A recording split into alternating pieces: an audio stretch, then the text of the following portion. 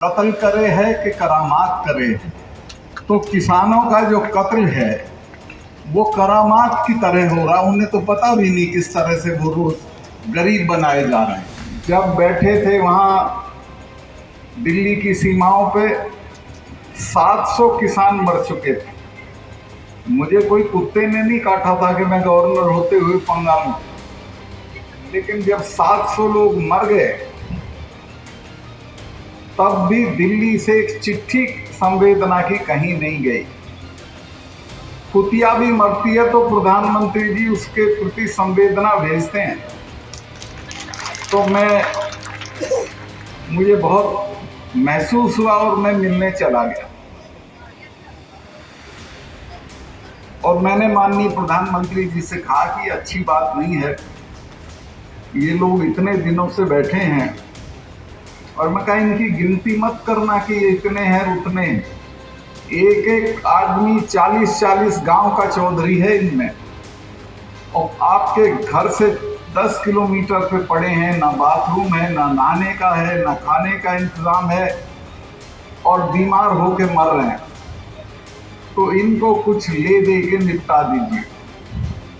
तो उन्होंने मेरी बात को गंभीरता से नहीं लिया। उन्होंने कहा सतपाल भाई चले जाएंगे, क्यों फिक्र कर रहे हो। तो मुझे जो एहसास था वो मैंने फिर ये सोचा कि सही बात बोल देनी चाहिए। मैं कहा जी आप इनको जानते नहीं, ये जब आप चले जाओगे तब जाएंगे, ऐसे नहीं जाएंगे। और इनमें खास तौर से सिखों को तो आप बिल्कुल जानते ही नहीं। ये तो वो हैं कि 300 साल नहीं भूलते हैं। किसानों को बेचारा मत समझिए, इनको कमजोर मत समझिए, इनकी बात सुनिए और उसको हल करिए। खैर उस वक्त तो वो उनकी समझ में नहीं आई, लेकिन देर से आई। फिर तो माफी मांग के भी तीनों कानून वापस लिए, लेकिन तबीयत में तभी भी ईमानदारी नहीं थी। ये कहा कि हम ये क्या है वो MSP, इसको वापस लेंगे। बिना MSP को वापस लिए हमारा गुजारा नहीं है, लेकिन आज तक MSP वापस नहीं ली गई। और अतुल प्रधान ने सही कहा कि उसे वापस लेने की जो कमेटी बनाई है उसका जो चेयरमैन है वो है जिसने ये तीनों कानून ड्राफ्ट किए थे, जो सेक्रेटरी था एग्रीकल्चर का।